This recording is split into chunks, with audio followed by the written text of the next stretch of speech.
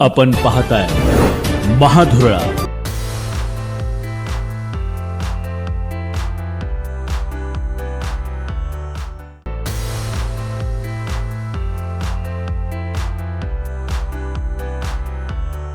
गोकुळ संदर्भात गेल्या अनेक दिवसापासून राजकारण वाद सुरू आहे, टीकाटिप्पणी सुरू आहे. आपण महायुतीतले घटक आहात, नेते आहात.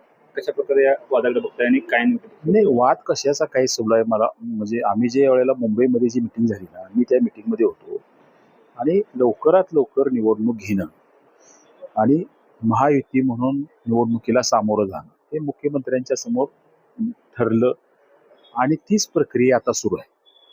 फक्त हा जो आता विषय राजकारण म्हणून तुमच्या समोर येतोय तशी वस्तुस्थिती तशी नाही आहे की कोरोनाच्या काळामध्ये एक नोटिफिकेशन निघालं, कारण त्यावेळेला निवडणुका घ्यायला अडचणी होत्या. कारण कोरोनाचा काळ होता, आपण राज्य सरकार म्हणून काही बंधनं टाकली, जसं जनरल मिटिंगा सुद्धा तुमच्या VC वर घ्याव्या अशी एक पद्धत त्यावेळेला कोरोनाच्या काळात काढली.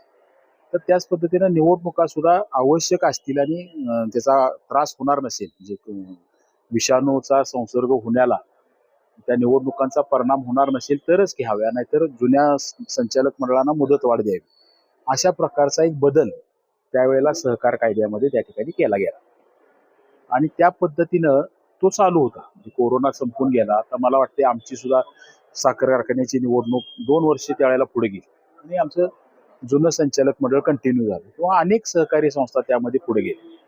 तर आता ते विशिष्ट कोरोनाच्या काळासाठी घेतलेला निर्णय होता, तो आता बदलला पाहिजे कधीतरी आणि एका मर्यादेनंतर वेळेत निवडणुका झाल्या पाहिजे तर तो सहकार आणि लोकशाहीचा गाभा टिकला जाईल आणि म्हणून हा कायदा ह्या अधिवेशनामध्ये आला.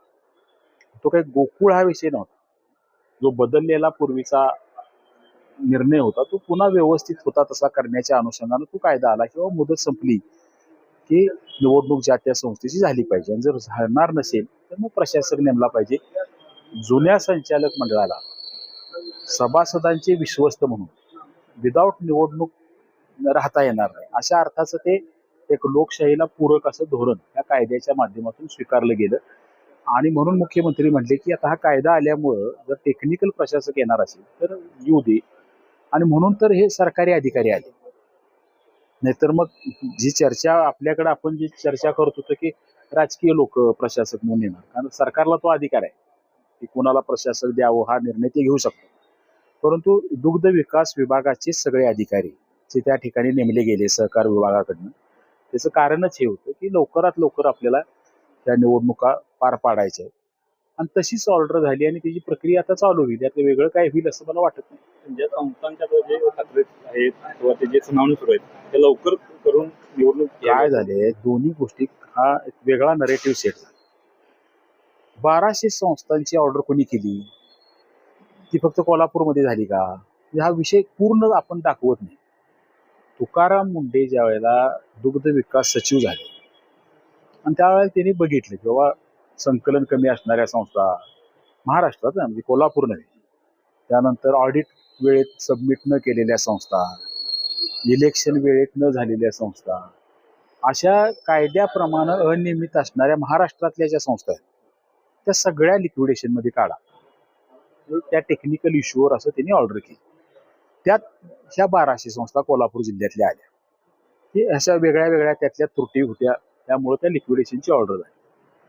आता ही ऑर्डर झाल्यावर आपण सचिवांच्या ऑर्डरच्या विरोधात मंत्र्यांच्याकडे गेलो की बाबा अशी अशी ऑर्डर झाली याला तुम्ही स्थगिती द्या. त्यावेळेला राधाकृष्ण विखे पाटील मंत्री होते, त्यांनी त्या ऑर्डरला स्थगिती दिली.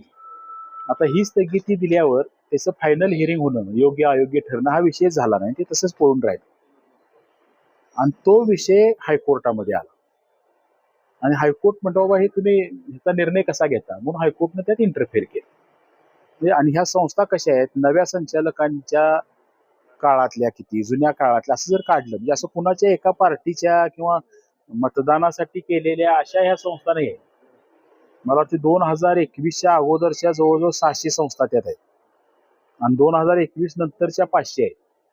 सगळ्यांना काय वाटते की ह्या 1200 संस्था गोकुळ जिंकायसाठी म्हणून नव्या बेकायदेशीरपणानं नोंदवल्या गेल्या आणि म्हणून त्याचा हा वाद आहे. म्हणजे वस्तुस्थिती तशी नाही. म्हणजे हे सगळं लोकांना प्रामुख्यानं समजलं पाहिजे आणि म्हणून जे आपल्या समोर येते तसं फार मोठं ग्राउंडला रियालिटी आहे असं नाही. आणि प्रामुख्यानं एक फॉर्म्युला बाबा सगळ्यांनी एकत्र मिळून करावं. जिथं 80% समजा आमच्या सगळ्यांच्या पातळीवर मिटलं, 10-20% बाबा मिटत नसलं, काही तानातानी असली, तेवढ्यापुरतं राज्य पातळीवर निर्णय होतील.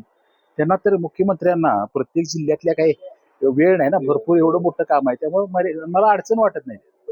महायुतीतले नेते आमदार सोबत हा. त्यांनी देखील खासदारमंत्रीपणा विरोध केला, त्यांना सोडून पॅनल करा असं देखील त्यांनी म्हटलं. तो विषय मुख्यमंत्री निर्णय त्याचा घेतील.